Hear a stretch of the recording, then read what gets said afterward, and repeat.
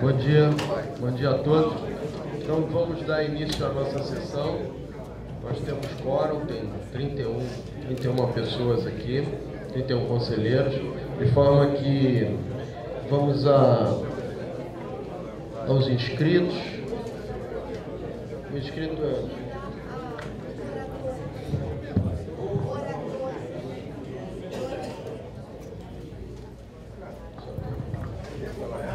Bom, só tem um orador inscrito, Pedro Rosa, por favor. Bom dia a todos presentes. Não, a gente se inscreveu porque está preocupado com algo que, óbvio, apesar de ter se inscrito, está sentindo já na pele. É a situação da UF. Acho muito importante que o professor Sidney e os demais que estão na gestão aí também façam debate bastante aberto na universidade. O famoso, a geração de ouro financeira do Reúne se acaba. Se acaba e a universidade entra num processo de crise brutal. A gente acompanhou mais de perto aí a greve dos terceirizados, que durou pouco, mas foi suficiente para a gente aprender aí, tendo que reunir com o professor Sidney, com os pró-reitores, o grau de crise da universidade de endividamento, e fomos descobrindo outras que, apesar de não ter de conseguir pagar os salários terceirizados, a universidade, pela informação oficial, deve a todas as empresas terceirizadas uma dívida milionária, que significa que, se tivesse no meio da aula, teria um caos total. Se não está, a gente colocou no jornal do nosso sindicato as informações que a gente tem. O professor Creso está aqui, me disse que estava preocupado se iria ou não começar as aulas na faculdade de odontologia, porque a empresa que ajuda a manutenção, fazer a manutenção lá, também não recebia e já anunciava que não ia continuar trabalhando. Como o setor odontológico da reitoria parou, porque não tem nem luva para comprar. Quantos mais exemplos vão ter que surgir para que a gente diga, opa, essa universidade tem que discutir o que fazer. E o governo conseguiu a façanha de, no meio dessa crise, oficialmente cortar mais 30%, e óbvio que qualquer que seja a saída pontual, alguém inventar dizer que está gastando muito com água, ou com luz, ou economizar, nós sabemos que não vai resolver. Qual é a possibilidade de concluir as obras do Gragoatá hoje, que metade dos prédios não terminaram? Eu opino que na situação agora, nenhuma, mas eu não sou gestor da universidade. Mas essa é uma crise que tem que ser discutida. Então, ou se encara desse jeito, ou nós vamos retomar as aulas com uma dificuldade enorme de fazer funcionar. Quantos dias ficaram sem telefone no ano passado? Segundo semestre tiveram vários dias sem telefone. Ninguém precisa ser opositor ou situação, foi parte do dia a dia de todo mundo. Estamos colocando isso aqui porque, óbvio, como movimento sindical, dirigente do movimento sindical, mas parte dessa universidade, o reitor, do meu ponto de vista, tem que encarar e discutir abertamente e explicitar. Esse é o quadro da universidade, mas também dizer por que chegou esse endividamento, também tem que ser responsabilizado quem deixou esse grau de endividamento, para que a gente possa discutir tanto no aspecto nacional os cortes de verba, como pressionar o governo. Quero concluir dizendo que eu só me lembro desse momento tão crucial, acho que em 2001. Estava tão brava a situação da universidade, eu ainda estava em Belém, já como funcionário também, e o reitor foi até em passeatas com a gente, porque dizendo, eu não tenho como pagar mais nada, e era o grau máximo de crise, teve uma greve e tudo mais, mas foi um estrangulamento. Ou se encara agora, porque nós sabemos que tem dinheiro. Para fechar o meu raciocínio, nós sabemos que tem dinheiro. É onde está tirando, que é para dizer para onde vai. Onde essa universidade vai reagir e como vai reagir. Somente das áreas sociais foi tirado. Quem olha o orçamento, quem teve a oportunidade de pegar e ler o orçamento do setor financeiro, que o Levi representa diretamente, os bancos, aumentou o repasse de 42% para 47%. Então, se a gente vai ficar só olhando e assistindo, achando que vou cometer um erro histórico, e a universidade tem a obrigação de se colocar publicamente e ajudar a reagir. Então, nesse aspecto, estamos colocando isso aqui, ou a gente encara desse jeito, ou a gente vai fingir que está normal, e nós não vamos conseguir ajudar a voltar a funcionar a universidade, porque em março vai ter uma multidão de estudantes aqui, e uma necessidade de responder à realidade. As soluções pontuais, nós sabemos que não tem solução. Então, estamos cobrando aqui, se essa é a opinião do professor Sidney, que tem que abrir politicamente a situação da universidade, no sentido, inclusive, de saber por que chegou a situação, o que é somente culpa do governo federal, mas como vamos ter que discutir as saídas. É isso. Um agradecimento, né? Foi noticiado aí já em todos os jornais do Brasil, o direito lá de Volta Redonda, teve a maior nota de corte do Brasil inteiro.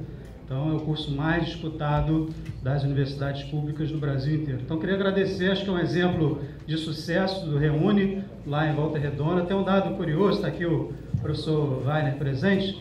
Há 4 anos atrás, eu fui convidar um juiz lá do fórum lá de Volta Redonda para dar uma palestra na faculdade. Ele falou, eu estudei na UF, Direito lá, vai ser um prazer lá em Niterói dar palestra. Eu falei, não é em Niterói não, é aqui do lado. Então, o pessoal não conhecia o curso de Direito lá em Volta Redonda e a gente tem trabalhado na divulgação do curso, visitando as escolas públicas. Temos agora uma publicação impressa, alguns recursos audiovisuais também. Hoje, com a internet, o YouTube, o FTube, é importante a gente investir na divulgação dos nossos cursos. E a UF está de parabéns, né? Eu queria concluir dizendo que somos nós, professores, estudantes e técnicos, que vamos levar a universidade ao patamar que ela merece, que ela vai chegar dentro em breve, com toda certeza. Obrigado.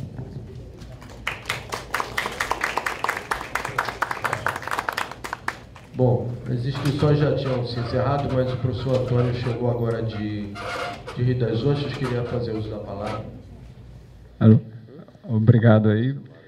Agradeço aí a oportunidade, tendo em vista, né, que, dada a distância, a gente acaba enfrentando um pouquinho de trânsito além da nossa vontade.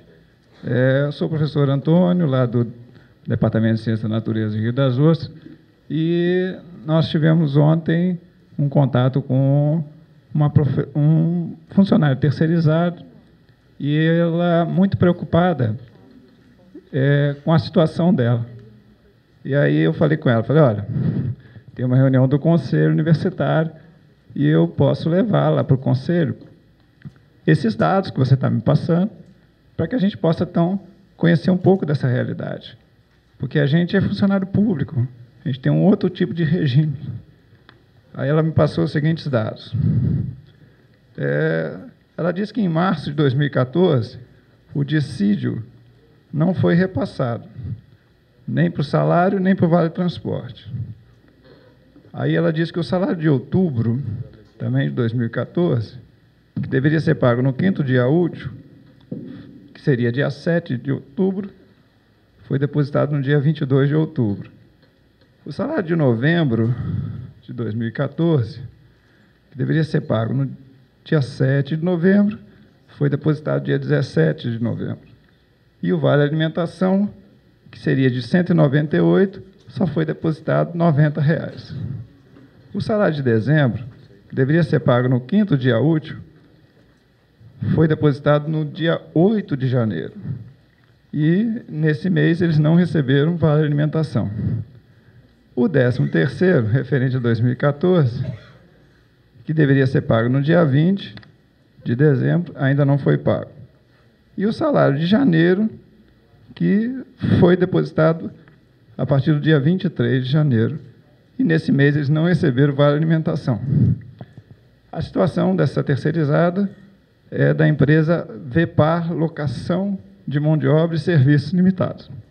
Ou seja, essa é a situação que a VEPAR levou os seus funcionários a prestar serviço para a UF. E a pergunta que a gente fica é: o que aconteceu com a VEPAR? Foi cobrada dela? Quer dizer, esse funcionário tem que cobrar da VEPAR. Mas e nós? Como é que nós estamos cobrando as condições de serviço aos terceirizados? Porque a VEPAR teve o contrato dela renovado. Isso não pesa na hora de fazer uma renovação? Será que nós todos desconhecemos essa realidade? E é claro que quando você tem pessoas no ambiente de serviço em condições tão diferentes, é claro que isso deixa a gente constrangido.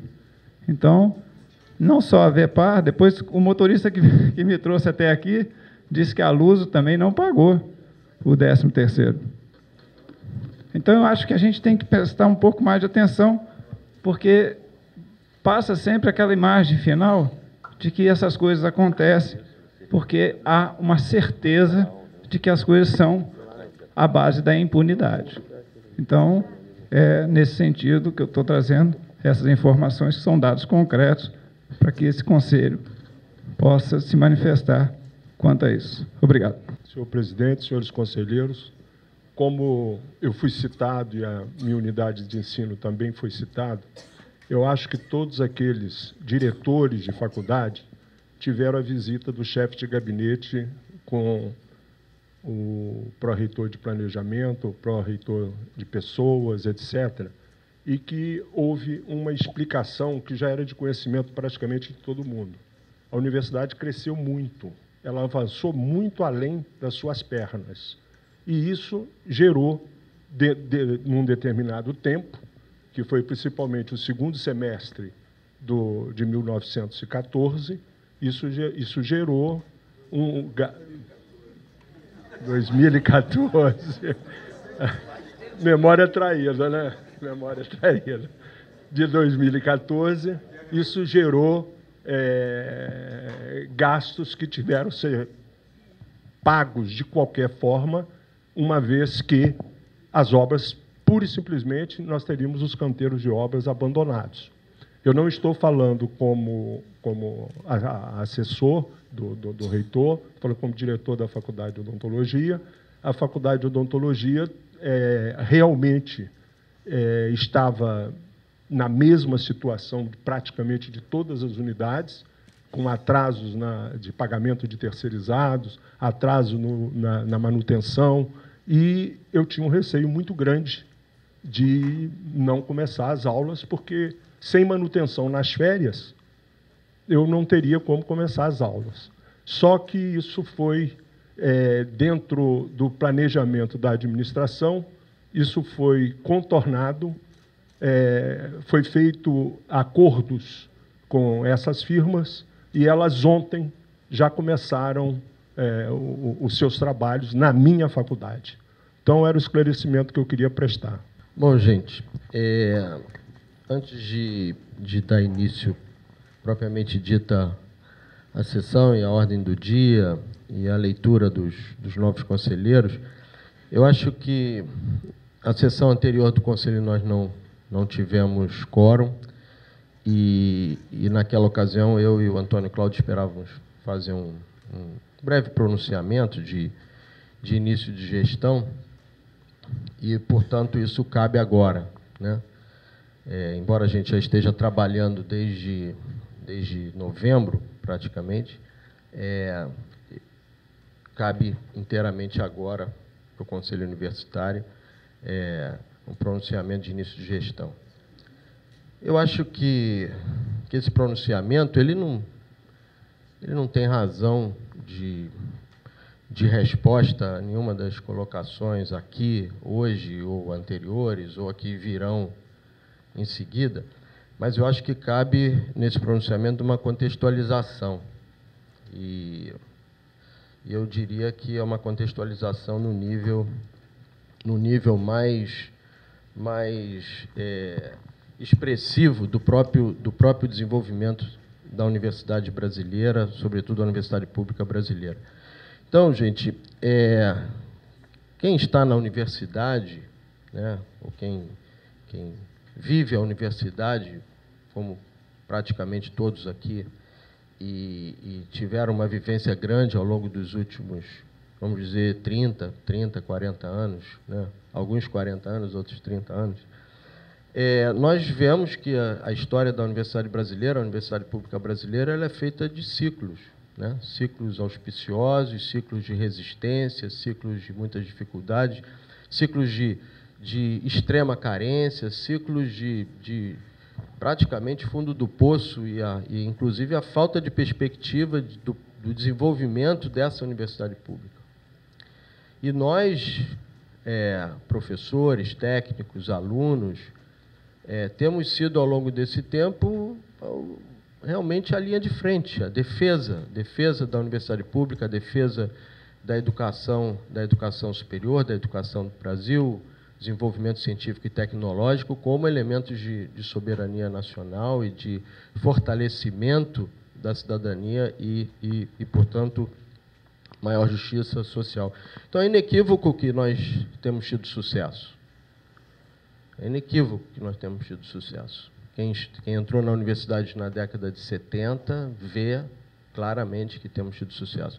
Só que nós não estamos num país dentro de uma cultura, né, uma cultura popular, vamos dizer assim, que seja linear em termos de comportamento, né, nas decisões, nos processos decisórios, nas escolhas de dirigentes. E isso daí reflete a políticas governamentais, muito mais do que em políticas de Estado, né? Em políticas que sejam perenes para a consolidação de educação, saúde, né? E direitos das pessoas. Então, acho que é um país que a gente tem que reconhecer que vive com esses soluços. E, portanto, é nesse contexto que nós assumimos a Universidade Federal Fluminense agora em novembro, e é com essa percepção de processo histórico de consolidação de uma grande universidade que tem tido índices, a despeito da educação fundamental e a despeito da educação infantil e do próprio ensino médio, os índices de desenvolvimento da educação pública superior no Brasil são índices respeitáveis internacionalmente, né, de produção de conhecimento, 13ª posição no ranking de produção, a pesquisa agropecuária no Brasil é de destaque mundial, alguns centros de pesquisa no Brasil também, destaque mundial, dentro das próprias universidades públicas, que mostra que a nossa capacidade de resistência a esses ciclos e a nossa capacidade de poder interferir em políticas governamentais que fortaleçam a educação pública superior. Seria muito mais fácil para nós nos colocarmos na trincheira da contestação, simplesmente, ou da reclamação, simplesmente, ou simplesmente fecharmos nossas portas na década de 70, ou durante todo o período do FHC, poderíamos ter fechado nossas portas. Pelo contrário, ampliamos vagas noturnas, fizemos verdadeiras revoluções aí, temos reitores aqui, ex-reitores aqui presentes, de forma que essa é uma história que nós estamos preparados para continuar vivendo. Então, cada um no seu quadrado, e o nosso quadrado é o quadrado da governabilidade, é o quadrado da sustentabilidade da universidade pública. Esse quadrado nós não abrimos mão. E fazemos isso com enorme transparência, com enorme capacidade de diálogo, sublinhando, inclusive, o papel do próprio Conselho Universitário. Há pouco tempo demos uma entrevista plena abrindo números da universidade para a DUF. Bem recentemente fizemos uma entrevista com a DUF, abrindo números da universidade de terceirizados, de vigilância, de limpeza, mostrando que estamos passando por uma situação que é uma situação de fato nacional, Eu diria que são realinhamentos e não crise, eu diria que são ajustes de um processo de crescimento e não propriamente crise, e cada um se coloca, portanto, no seu quadrado da forma de interpretar. A nossa forma de interpretar é o seguinte: crescemos,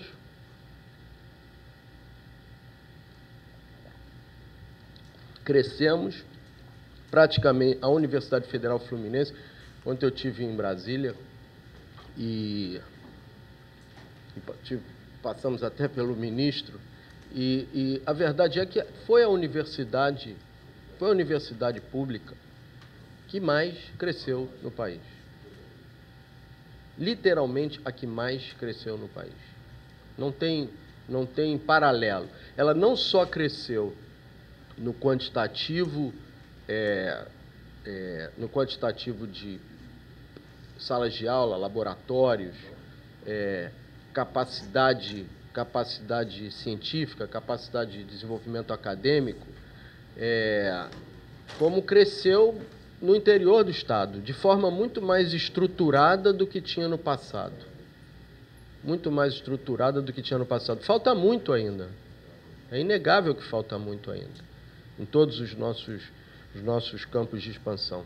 Mas a verdade é que foi a universidade que mais cresceu, é hoje a universidade com maior ingresso de estudantes, é hoje a universidade mais interiorizada, é a que tem a curva mais positiva de crescimento acadêmico em nível de pesquisa e pós-graduação, e é a universidade que todos reconhecem em Brasília e no Brasil de universidade de vanguarda. Quer dizer, é uma universidade que não só cresceu com essa vontade de crescer, com essa motivação de crescimento, mas cresceu para ser realmente a melhor universidade do Brasil. Então, temos muito ainda para fazer e o momento nacional de troca de governo e de situações econômicas mais impactadas do ponto de vista nacional, um crescimento nacional menor do que se esperaria, então tem menos dinheiro no país hoje. Tem menos dinheiro no país hoje, é verdade. São anunciados contingenciamentos e isso é pervasivo, isso acontece no governo do Estado, isso tive com o prefeito anteontem, isso acontece no governo do Estado e acontece também em nível de poder local. Então, nós estamos preparados para isso. O que eu estou querendo dizer para vocês é o seguinte, nós estamos literalmente preparados para isso, porque a nossa história não começou ontem. Nós estamos na universidade, eu, pelo menos como estudante, estou na universidade desde a década de 70. E já passei momentos de fechamento mesmo, de dificuldade a inexistência de diálogo, né, e a própria falta de perspectiva de desenvolvimento da universidade pública, e chegamos ao ponto que chegamos aqui hoje. Então, nós estamos preparados, e é com esse espírito, vamos dizer assim, de maduro para tratar de questões que já vimos no passado, interpretávamos como que não tem volta. Pelo contrário, eu acho que nós agora precisamos, com essa maturidade, com esse preparo e motivação, consolidar as bases da sustentabilidade da Universidade Federal Fluminense. E é isso que nós gostaríamos de ter, e essa cumplicidade do Conselho Universitário e de toda a comunidade. E estamos falando de cumplicidade, porque a universidade é essencialmente pública e o nosso papel aqui como dirigentes é realmente de um relacionamento transparente com o nosso conselho. Eu aproveito até para falar, uma entrevista que eu dei para o Sintuf e para a DUF, em que se falava a questão da EBSER. A EBSER, para mim, para nós, inclusive, falta muito. Inclusive, qualquer impacto que se tenha na folha do ponto de vista orçamentário, impactaria a EBSER do mesmo jeito. Tem sido colocado como grandes soluções, mas eu não estou certo que sejam grandes soluções. Então, o debate vai continuar aberto e nós não vamos tomar nenhuma atitude ou nenhuma ação no que diz respeito à EBSER sem que tenha anuência do nosso Conselho Universitário e que seja extensivamente debatido na universidade. Recentemente, um professor me perguntava, olha, mas não vai poder entrar na EBSER quando estiver quase fechando a porta do hospital. Eu falei, professor, pois bem, então coloque isso em debate na sua escola, coloque isso em debate na sua comunidade.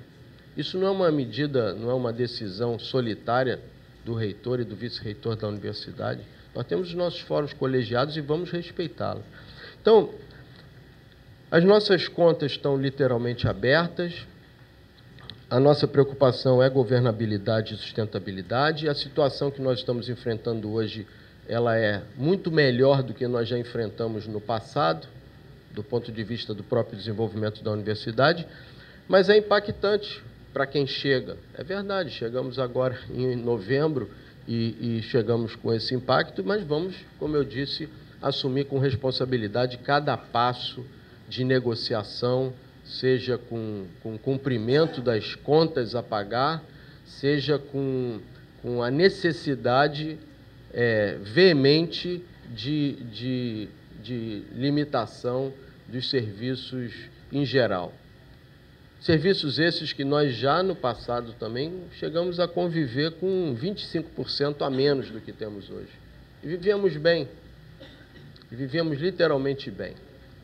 De forma que aportamos muitos funcionários, muitos técnicos administrativos para a universidade, ainda temos mais vagas para aportar. Ontem em Brasília acordamos isso, de forma que a perspectiva é que a gente consiga, num tempo muito curto, e terá que ser num tempo muito curto, repactuar as nossas contas, todas em 25% menos, e implementar uma diminuição do quadro de terceirizados na universidade e continuar lutando pelo quadro estatutário, que é, de fato, a força de trabalho de uma instituição pública, é o seu quadro permanente.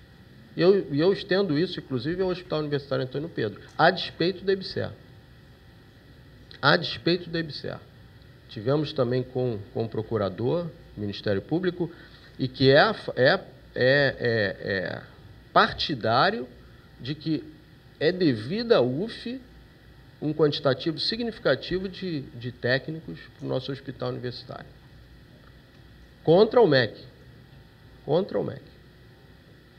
E que foi com base nesses elementos que nós conseguimos manter os nossos quadros temporários no Hospital Antônio Pedro, graças a uma medida judicial. E que, segundo o procurador, isso pode ser voltar à baila.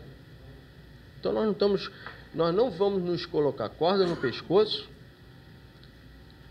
e vamos continuar com a tranquilidade, capacidade interna de organização, de motivação, para que a gente consiga colocar a UF, de fato, onde ela sempre deseja estar, no topo do ranking das universidades brasileiras. E é nessa linha que a gente vai trabalhar. Todas as empresas estão sendo pactuadas, todos os sindicatos estão sendo atendidos. As contas para serem zeradas não é uma situação trivial. Ontem estive em Brasília, como eu disse, e conseguimos ampliar, ter de fato o nosso orçamento integral do mês de janeiro, do 10º.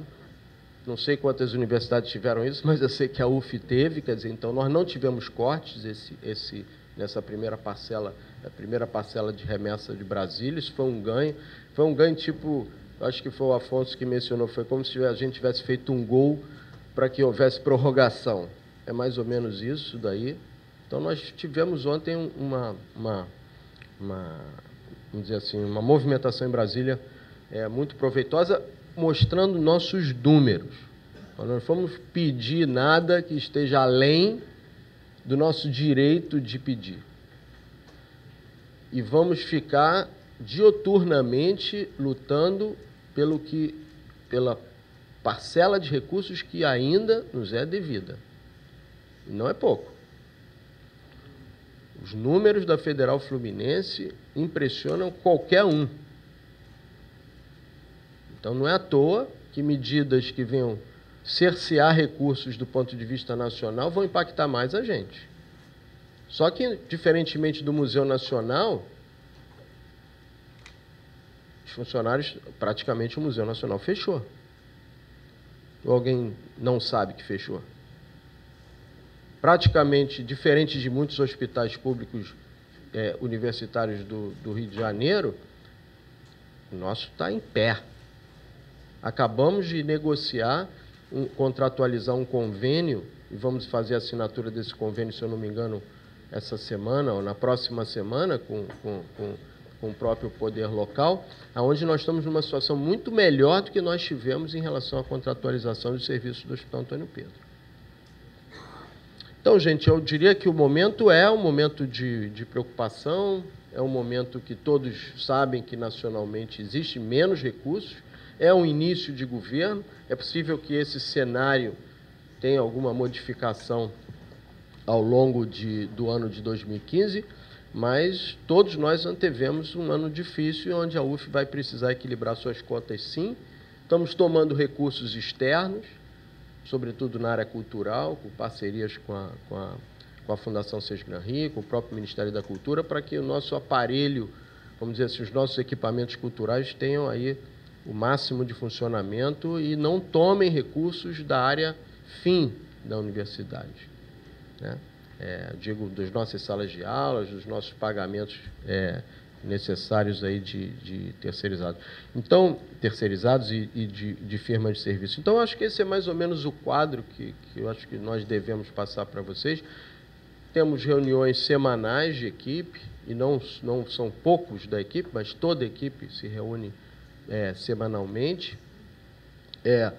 Temos uma agenda hoje muito clara com TCU, Ministério Público, MEC, em seguida Saúde, Ministério da Cultura. Os nossos equipamentos como Cinema Icaraí estão na pauta, a despeito de todas as dificuldades que temos hoje do ponto de vista nacional. Por quê? Porque nós acreditamos que isso seja realmente mais nada diferente daquilo que já vimos no passado, mas que numa situação muito melhor do que nós já vimos no passado. Estamos mais organizados, somos mais maduros, estamos, vamos dizer assim, temos uma visão de futuro para a Universidade Federal Fluminense, que é essa que todos nós hoje podemos reconhecer de uma grande universidade, uma universidade com uma responsabilidade social enorme no interior do Estado e que precisamos equalizar a infraestrutura, sobretudo acadêmica, dos nossos campos fora de sede com a sede de Niterói. Então, acho que é isso que eu tinha para falar. Os nossos números vão aparecer no portal da Federal, da universidade, todos os números, aonde é executado, o que não é executado, como acontecia quando eu era pró-reitor de pesquisa e pós-graduação. Estamos mudando o portal da universidade, isso vai figurar como sendo uma informação permanente, assim como todos os números da universidade vão estar figurando nesse portal. E continuamos abertos como eu disse, ao diálogo. Estabelecemos uma mesa de negociação permanente, estamos criando o modo de funcionamento dessa mesa e eu diria que em pouco tempo, nós pedimos 200 dias, em pouco tempo os senhores vão ver aí o quanto a gente já começa a sinalizar uma situação para a Federal Fluminense cada vez mais sustentável. Eu diria que a nossa sustentabilidade chega em 2016, mas em 2015 nós vamos estar trabalhando muito para que isso seja alcançado de fato em 2016 e a gente possa voltar aí já a um equilíbrio das nossas contas de forma mais afável. E obviamente, no primeiro sufoco, nós vamos reunir o Conselho Universitário. Nós vamos carregar a Federal Fluminense nas costas de uma administração. Nós não temos que explicar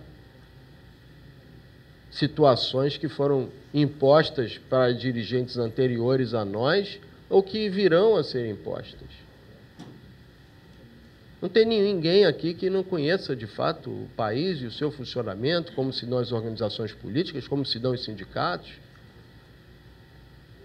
Ou tem alguém aqui que desconheça? Como se dão os condicionamentos de campanhas políticas, ou como se ganham forças. Eu acho que não tem ninguém aqui que desconheça isso, né? Então, nós vamos continuar lutando no nosso campo, que é o campo realmente de fortalecimento da educação superior, da produção do conhecimento científico e tecnológico, de sublinhar o papel da cultura brasileira e de colocar isso cada vez mais forte na Federal Fluminense. Gente, obrigado, desculpa, eu me estendi um pouco, mas então passaremos agora, antes da leitura dos novos conselheiros, passaremos à ordem do dia. 76 processos, na sua grande maioria processos de rotina, doações, convênios, etc. Evidentemente, os processos que dizem respeito à aprovação de títulos honoríficos, me parece, senhora secretária, que não temos quórum. Então, esses já seriam retirados de pauta. São os processos de número 6, 7, 8, 9... 9. Então, esses já serão retirados de pauta. Os outros, independente de algum destaque que algum conselheiro deseje apresentar, eu proponho, senhor presidente, a aprovação em bloco. Bom, então eu sugiro que a gente aprove em bloco aqueles pontos que não foram colocados em questionamento. Se todos estão de acordo, então, em regime de votação, os pontos que não foram sublinhados, então, estão aprovados. Então, vamos aos pontos... Não.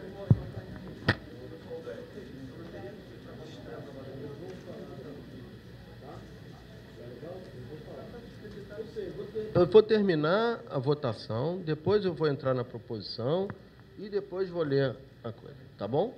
Obrigado. Então, vamos aos destaques. Só o número 10. Quem é que é o relator?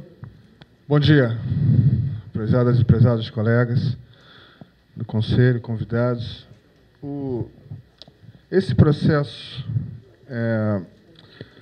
cujo assunto é projeto de resolução referente à inclusão de servidores técnicos administrativos na composição do colegiado das unidades, ele é fruto de uma série de discussões que a gente vem implementando já há algum tempo no Fórum de Diretores e separadamente com outros colegas, né, no que tange à composição dos colegiados de unidades.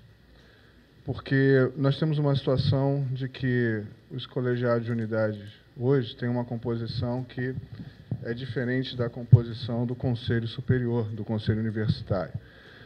Nós aprovamos há alguns anos atrás a participação dos servidores técnicos administrativos no Conselho Universitário. Já o colegiado da unidade, né, nós não ainda temos uma definição quanto a essa participação.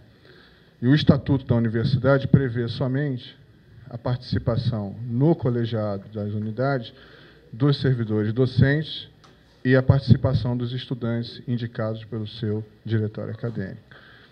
Então, eu entendo que nós estamos aí numa situação, numa dicotomia muito importante, e por que não dizer, injusta, né?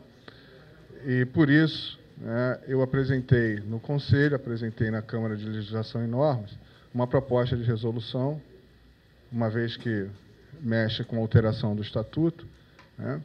Uma proposta de resolução na qual se inclua no Estatuto a participação dos servidores técnicos administrativos no colegiado das unidades. Então, esse processo vem tramitando já há algum tempo aqui no plenário do Conselho, mas por razões de quórum, por razões de outras, não houve ainda a sua decisão da plenária quanto a ele. Então, eu apresentei a seguinte proposição, apresentei aqui na plenária e depois foi levado no Conselho, na Câmara de Legislação e Normas. Resolve o Conselho, projeto de resolução do conselheiro Wilson da Costa Santos. Resolve: 1. Alterar o Estatuto da Universidade em seu artigo 36, capítulo 2º, título 4º, no que cabe à composição dos colegiados das unidades universitárias, incluindo a participação dos servidores técnicos administrativos, conforme a proporção definida pelo Estatuto da Universidade para o segmento dos estudantes.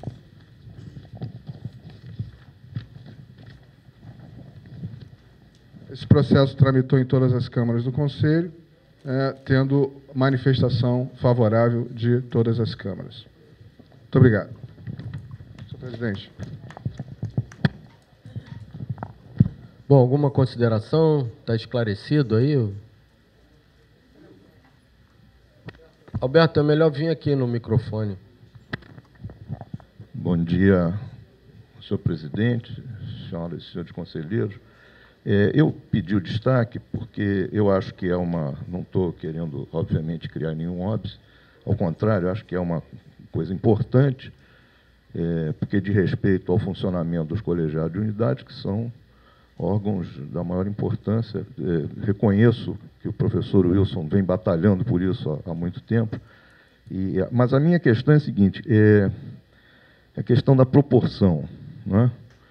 Hoje nós temos, se eu não me engano, 1/5 para os estudantes, né? E aí seria 1/5 para... Né? Quer dizer, teria... Mas como é que fica do ponto de vista da... Nós temos hoje 10 representantes. Então, são 10, seriam 10, 12, 14 membros no Conselho. Isso dá 14, 10 em 14. Tudo bem, acho que...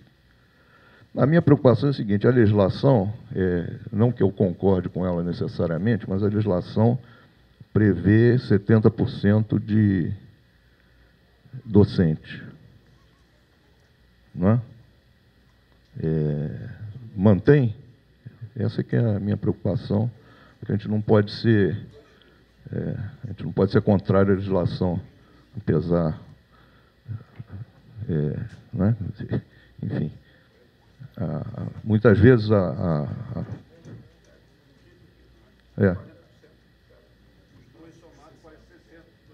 Pois é, esse aqui é o problema. A questão é a seguinte: a legislação federal, aprovada na Câmara, no Parlamento, prevê que a proporção de docentes é de 70%. Repito que eu não necessariamente eu concordo com essa legislação, só que nós, como Conselho Universitário, não temos competência para derrogar legislação federal. Então, a minha preocupação é no sentido de que a proporção seja garantida. Aí tem que pensar sobre isso. Alô, bom dia. Eu queria fazer com a permissão do professor Wilson, fazer uma alteração que, se fosse simplesmente constado o texto, para atendimento à legislação, que tem os 70%, até o teto 70% para garantir a legislação, entendeu? No projeto de resolução desse. Né? Fique garantido os 70% que está realmente lá na lei, e isso pode gerar um... Tá? Bom, eu acho que com isso a gente... Zé Henrique quer falar? Então tem que vir aqui no microfone.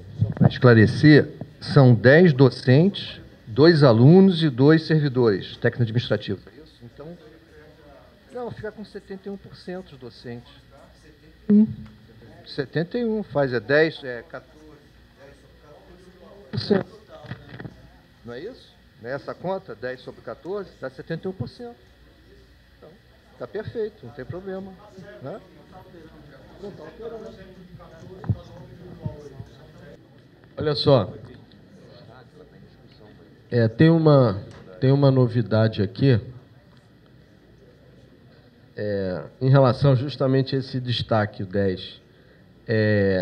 Em que pese a discussão, que eu acho que foi proveitosa, eu acho que está estabelecido aí as regras e tal,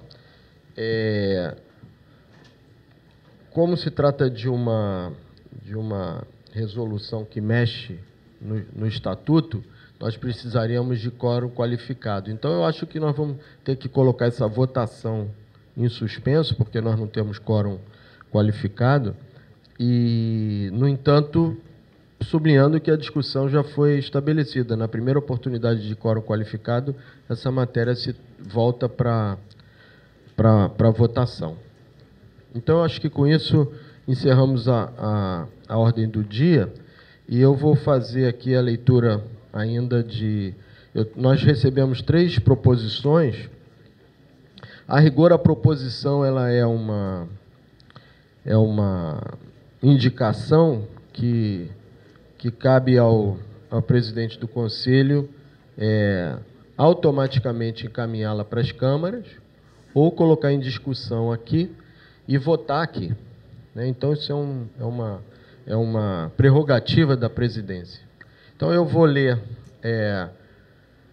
a primeira proposição, que de fato é uma proposição abrangente, mas eu acho pertinente. Eu não vejo nenhum problema em votá-la aqui, discuti-la aqui, sem necessidade de encaminhamento para as câmaras, que é o seguinte: é do Filipe Rimes, é a proposição do Filipe Rimes, que é um discente.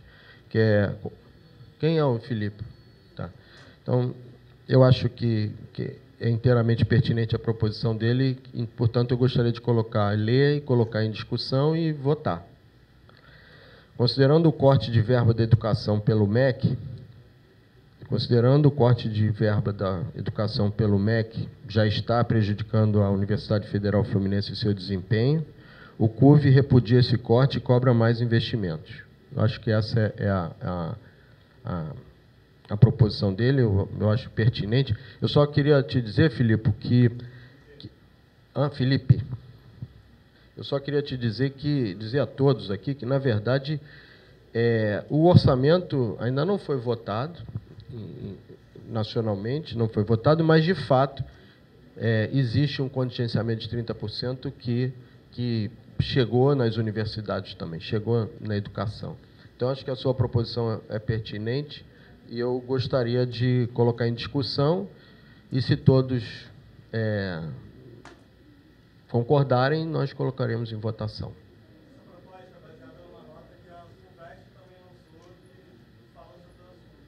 Não, eu acho que você está certo. Eu, particularmente, eu sou favorável à sua proposição. Alguém mais deseja? Bom, então, em votação, essa proposição, já que todos permaneceram como está aprovada a sua proposição.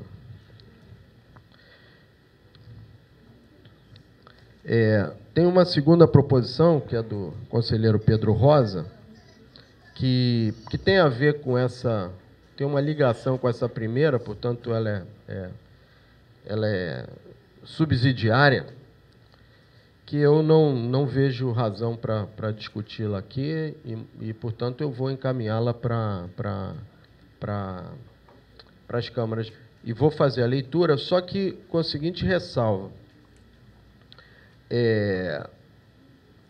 A leitura é a seguinte: considerando a crise com o pagamento de terceirizados, o CUV aprova que sejam publicizados os contratos com as empresas prestadoras de serviços e em que situação estão os pagamentos da UF com essas mesmas. Esses elementos aqui já estão publicizados por nós. Já acabamos de liberar os números todos para a DUF, por exemplo. Fizemos uma entrevista com a DUF e liberamos os números. Mas já é um compromisso nosso, dessa administração, a colocar no nosso portal todas as nossas contas. Então, você não precisa pedir para que a gente coloque aquilo que nós devemos colocar.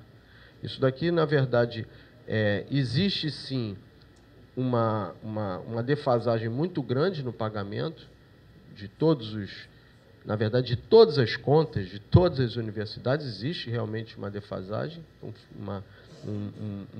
foi uma defasagem que se estabeleceu no fim de 2014, em 2014, em função daquele reajuste fiscal da Presidência da República, e que houve realmente frustração de recursos de praticamente de todos os órgãos públicos, e com isso ficou menos recursos, muitas universidades deixaram de honrar o pagamento das suas contas.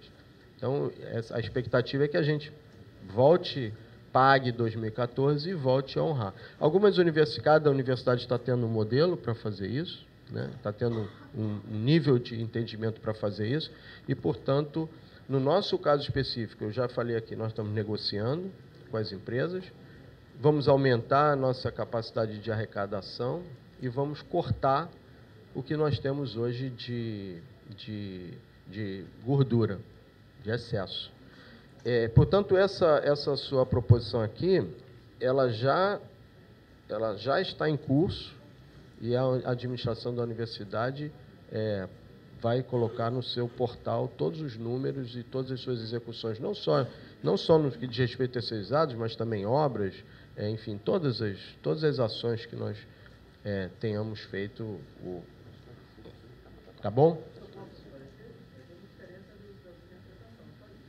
Não, você pode esclarecer, mas, de qualquer forma, eu não vou colocar em discussão. Não, primeiro eu queria esclarecer, porque primeiro foi só a minha fala aqui, o pessoal lá de, acho que Rio das Ostras, que comentou também. Hoje existe a lei da transparência, né? E, obrigatoriamente, a universidade tem que informar para quem solicitar todos os contratos. Nós não queremos fazer o que, lógico, fazemos, quem quiser fazer, faça, e achamos que seja pelo jornal, seja da DUF ou do Sintuf, explicitar os contratos, porque nós sabemos que são milionários. Normalmente a empresa ganha de 2 a 3 vezes mais o que paga para o funcionário. Como não temos, né, não tem uma obrigação de a UF passar para o Sintuf no sentido automático, achamos que é obrigação do Conselho e da reitoria explicitar, publicitar. Tem site, bastante universidade. Hoje, para dizer, olha, assim que está colocada, essa situação que está colocada, o professor Cresos tentou explicar aqui, dizendo, olha, essa era a crise que estava e está resolvendo. Você diz também, está resolvendo. Então, não queremos aqui debater neste nível, está, então, que publicizem no site da universidade os diversos contratos que tem, para que todo mundo saiba quanto que a universidade paga para as empresas que não estão passando, em sua imensa maioria, para os funcionários. O caso do EVPA é um bom caso, mais aberrante. Estão perseguindo funcionário que não vai trabalhar, que não tem nem dinheiro para chegar ao trabalho. É o que está acontecendo, mas como são informações individuais que a gente não quer expor cada funcionário, achamos que a obrigação da universidade é publicizar pelos seus organismos. Isso aqui é o conselho, por isso colocamos aqui. Como o professor reitor dizendo, não vou colocar em votação e os relatórios, nós vamos pedir como entidade. E são obrigados a entregar, mas não queremos fazer isso, relação Sintuf para a universidade. Preferimos que a universidade tomasse pé dizendo, olha, essa é a dívida, esse é o quadro, o governo não está repassando essa situação. Não achamos que é errado, mas é o espaço do conselho que estão propondo. Se o reitor não quer publicizar do jeito que estamos propondo, vamos formalizar o pedido, a lei de transparência, para vocês entregarem e a gente vai publicizar. Bom, eu reitero aqui que todas as execuções da universidade vão estar disponíveis no nosso portal. E, aliás, gostaria também de informar que na nossa negociação mais recente, nós já vamos ter um representante da VEPAR na reitoria, já está lá a partir de hoje, para dirimir eventuais contraditórios. Tem muita gente falando muita coisa hoje que talvez não consiga comprovar o que está falando. Então, tem um técnico da VEPAR, os senhores dirigentes aqui presentes, enfim, professores, técnicos e alunos, que saibam que tem um técnico da VEPAR esclarecendo as situações e dirimindo dúvidas de que, de fato, foram ou não foram pagas, etc, etc. Eu não estou dizendo, inclusive, aqui, que nós, eventualmente, não tenhamos soluços na frente. Longe de dizer que nós não teríamos soluços na frente. Mas a verdade é que cada caso nós estamos tratando com tremenda lisura e transparência. Todos os números da Federal Fluminense estarão no nosso portal. Todos os números.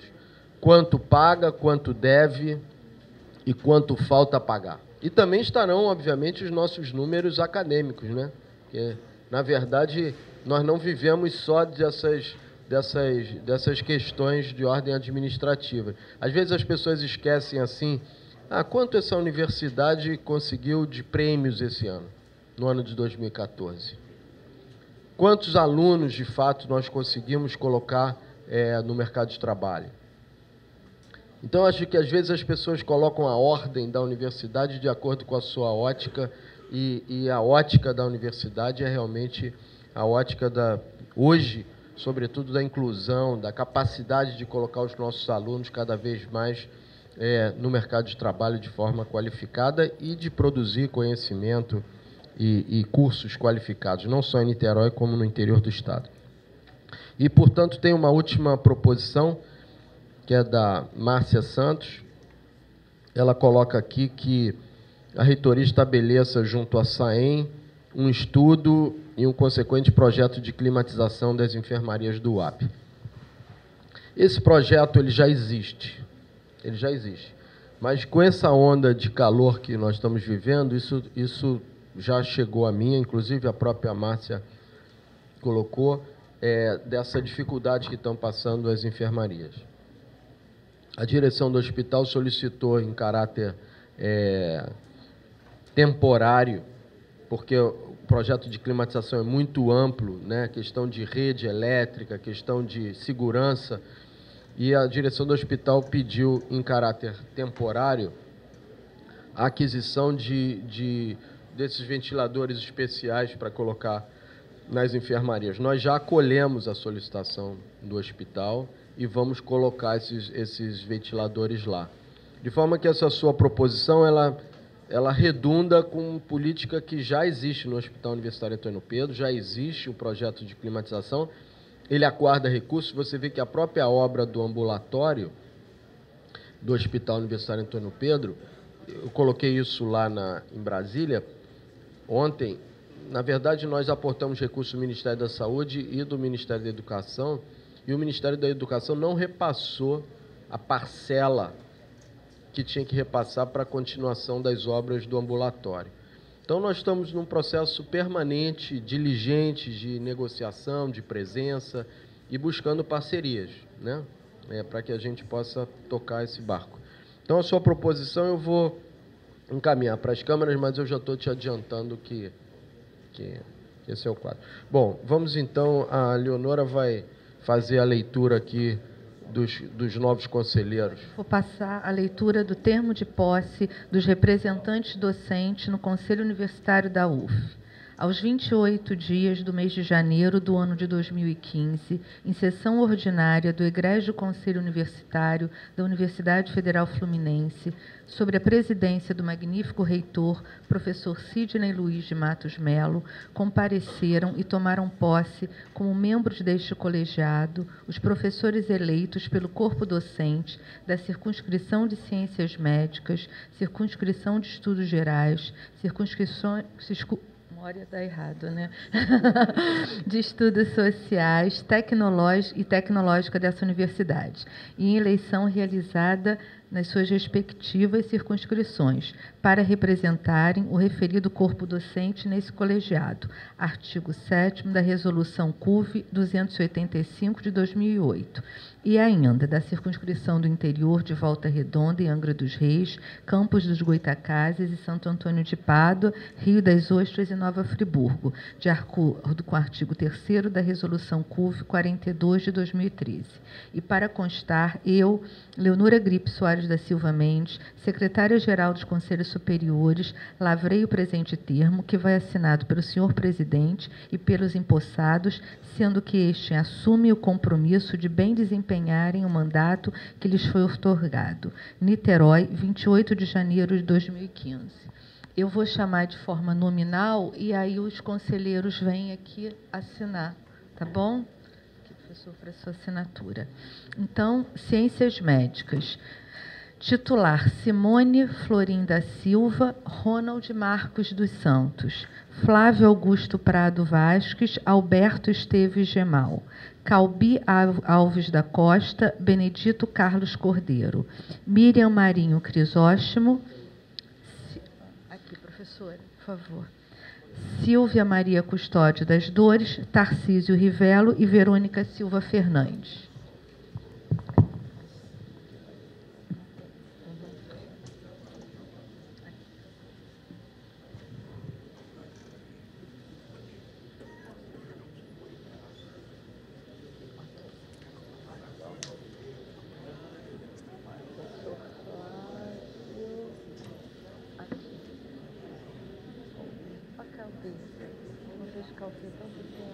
Ele perdeu. Calbi perdeu um Calbi, mas ainda está um Calbi. Vamos lá, vamos assinar aí. Agora vai rolando aí. Ele tem que cumprimentar todo mundo. Meu quê? Ah, tá. Deixa eu botar. Eu posso lhe dar o meu? 5126. Espera aí que eu vou ver aqui.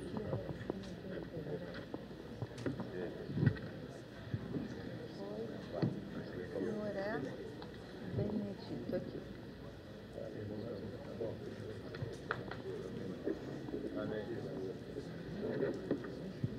Ok. O senhor Tarcísio, aquela caneta bacana. Tá bom.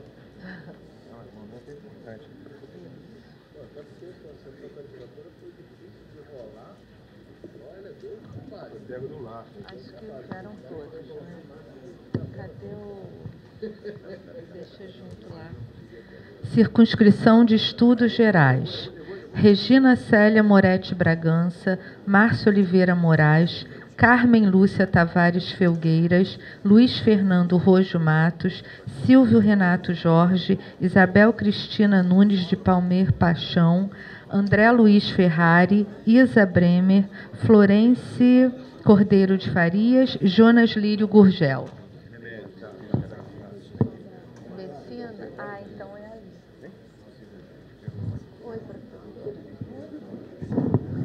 Carmen.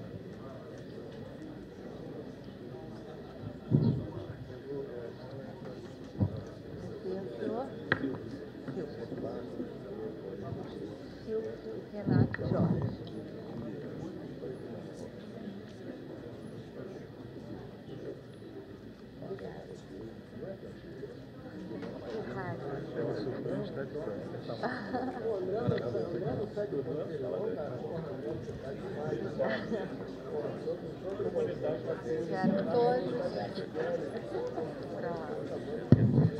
Circunscrição de Estudos Sociais. Alberto de Sábato, Ayrton de Albuquerque Queiroz, Eduardo Antônio Pacheco Vilela, Lênin dos Santos Pires, Fernando Freire Bloise, Ana Maria Alana Ramos, Valdelúcia Alves da Costa, Jurema Stucci, Eduardo Manuel Val e Edson Alvise Neves. Professor Lênin, para assinar. Quem? Eu falei que ia comprar ventilador, já vou começar a climatizador, aquele que bota gelo, deu. Olha a astúcia. É, professor. Olha, isso não é chamada.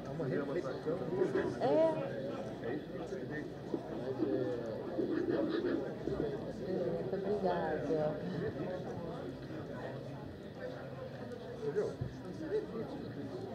O chá está comandando lá atrás. Oi, professora, tá boa? Tuti.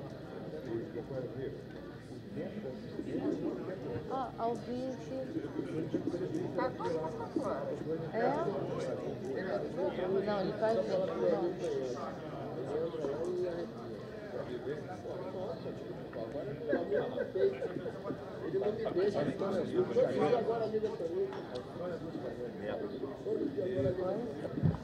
Circunscrição tecnológica.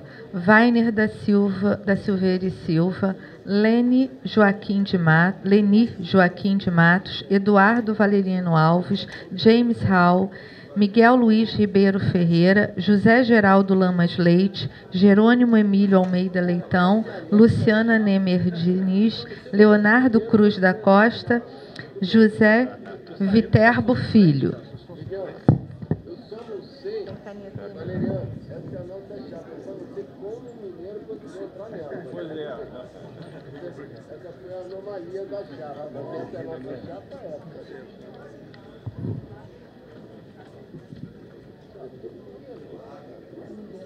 Falou o seguinte, que ele vai me ajudar em tudo que ele puder, mas se eu vou deixar ele tudo bem, prazer. A gente vai conhecer. Ah, é, prazer. Olha só, ah, eu lembro disso, da falta de luz, não foi? Aqui, professor. Não foi do dia da falta de luz?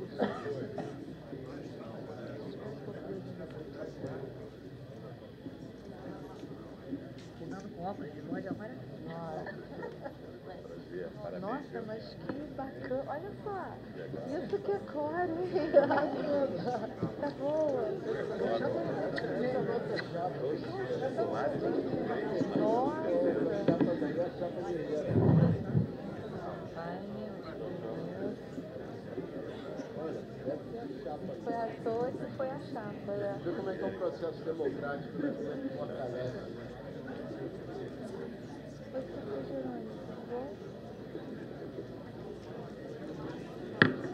Vê como é que é a democracia. A única chapa que lutou para ganhar é que daqui. Os outros vieram 3 pessoas.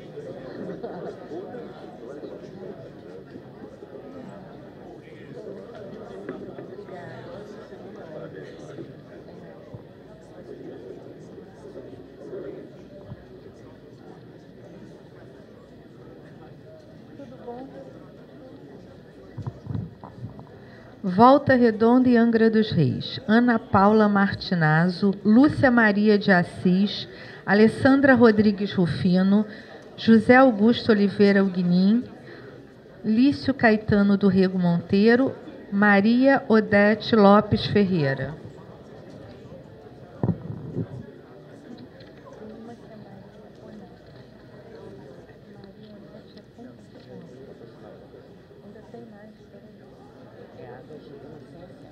Águas de Lima, mais 3, e arroba, beleza. Aqui.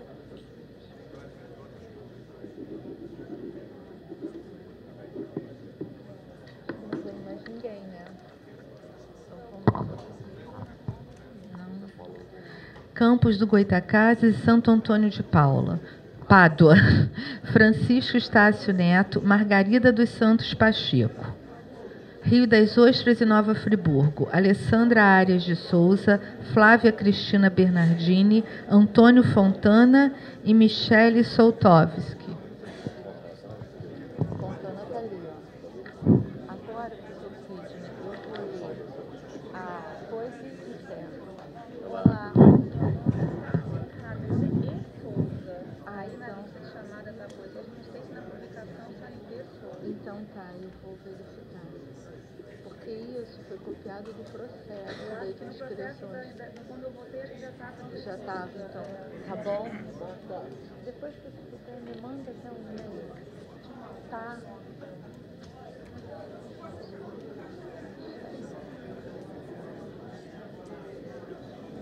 Obrigada, professora. Estou contando.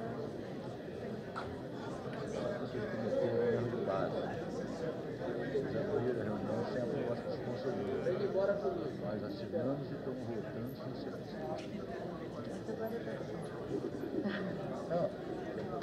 Tá. Atenção, senhores conselheiros.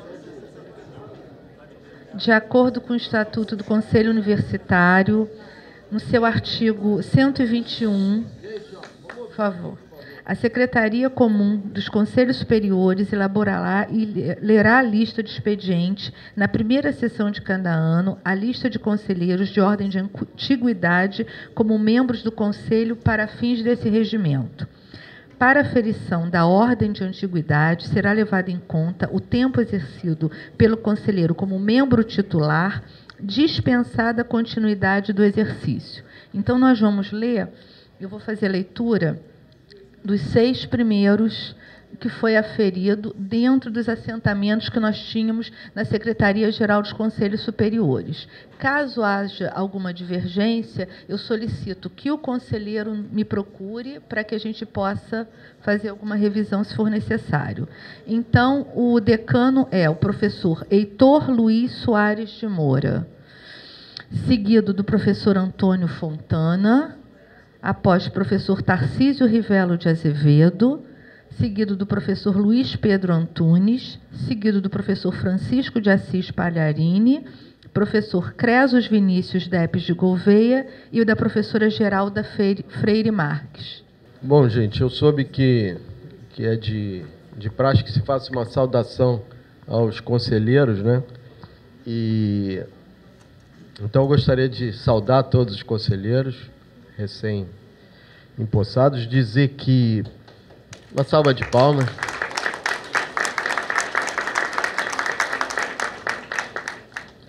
Dizer que a expectativa é muito grande que a gente possa ter uma relação harmoniosa no Conselho Universitário.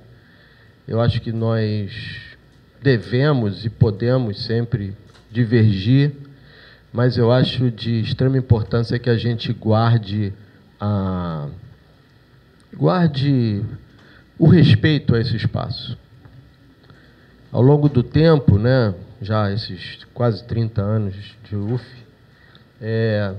a gente vem observando muitas vezes chegando mesmo uma falta de respeito a esse espaço do Conselho Universitário. A expectativa de que nós possamos, ao longo desses 4 anos, de fato transformar um espaço de debate, né, de pessoas realmente interessadas com o próprio desenvolvimento da Universidade Federal Fluminense, com a educação do país, né, que tem uma agenda, sobretudo uma agenda propositiva, né, uma agenda que venha a ser sempre no sentido de construir, né, de como buscar mecanismos, estratégias para que a gente possa continuar crescendo, promovendo educação de qualidade no país, promovendo conhecimento, né, mais inclusão social, né, mais justiça social, né, que tenha capacidade de interferir no próprio desenvolvimento da nossa sociedade. Eu acho que essa é a expectativa que nós particularmente temos hoje como gestores, e essa é a expectativa que nós temos com a participação dos senhores que recém assumem o Conselho Universitário. Esse é um espaço, eu diria, é o espaço mais importante da universidade no que diz respeito à tomada de decisão e às grandes discussões da universidade. E a gente não pode deixar que esse espaço se banalize, que a falta de respeito tome conta do nosso cotidiano. Nós temos uma agenda, um horário de funcionamento do Conselho a partir das 9 horas. Vez ou outra temos dificuldade de garantia do quórum, né, a partir das 9 horas. As nossas sessões, elas às vezes são dinamizadas por situações que não necessariamente estão dentro da pauta. Então, eu gostaria de pedir aos senhores conselheiros que em primeira aproximação nas câmaras, se detivessem e focassem na pauta. E quando nós trouxéssemos uma pauta para o Conselho Universitário, essa pauta fosse, de fato, encaminhada como forma prioritária. E não aquilo que se estabelece, sei lá, numa atmosfera que a gente, muitas vezes, não tem o controle dela. Então, vamos tratar do Conselho Universitário como, de fato, todos desejam. É muito comum, fora daqui, falar, não, poxa, o Conselho não é mais o mesmo, o Conselho nunca foi isso, o Conselho não é aquilo, então não se respeitam as falas, muitas vezes não. Hoje, inclusive, tivemos algumas permissões poéticas aqui, licenças poéticas dentro do encaminhamento do próprio Conselho, mas isso não será o comum.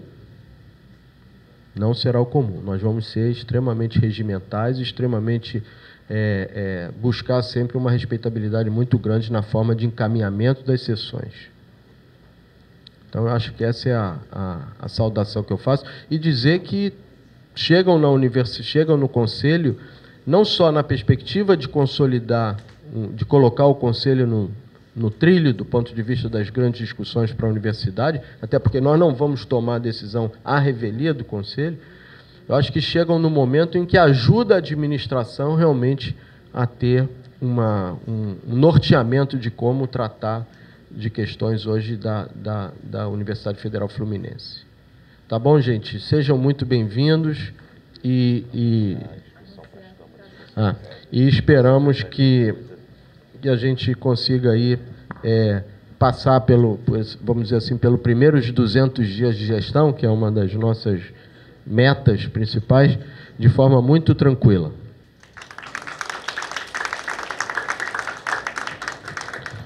Bom, e chamar a atenção, para terminar, que as inscrições para as câmaras especializadas podem ser realizadas na Secretaria-Geral dos Conselhos, de 2 a 20 de fevereiro, e a eleição no CEP, 25 de fevereiro. Então, o mês de fevereiro será atribulado com o Carnaval, dia 17. CEP, dia 25.